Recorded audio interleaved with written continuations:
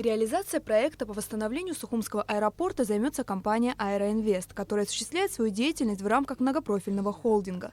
На встрече стороны обсудили техническое состояние здания и аэродрома. Затронули некоторые вопросы организации системы управления воздушным движением. Мы сегодня хотим определить пути экспертного и правового сопровождения деятельности Сухумского аэропорта. Поэтому приехали наши коллеги и будем этим вопросом заниматься. Первым делом специалисты намерены заняться разработкой мастер-плана по восстановлению объекта. Данный этап займет не менее полугода. Затем будет составлена проектно-сметная документация. Аэропорт, к сожалению, требует фактически восстановления с нуля, кроме взлетной полосы, которая требует тоже глубокого ремонта. Поэтому все, что необходимо в сегодняшнем аэропорту, мы будем делать фактически заново. Поэтому где-то около 2 лет, если мы стартуем, грубо говоря, с осени. Вопрос реализации воздушного сообщения также находится в стадии разработки. Однако на данном этапе первостепенной задачей является реконструкция объекта. В будущем, когда увидим, что реконструкция аэродрома подходит к его окончанию, его сертификация подходит к окончанию, все требования нормативные, все сертификационные требования соблюдены, и мы будем тогда разговаривать с авиакомпаниями.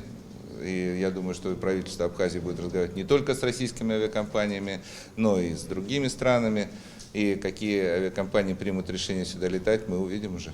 В скором времени специалистам предстоит провести ряд экспертиз. Их результаты позволят наметить наиболее подходящий план восстановления аэропорта. Еще не все исследования проведены.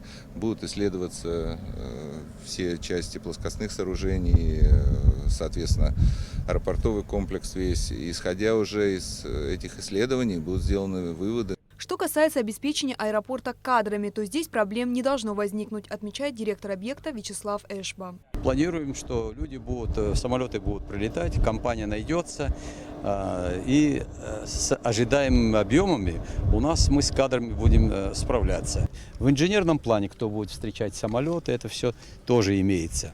По энергоснабжению, по энергообеспечению имеется.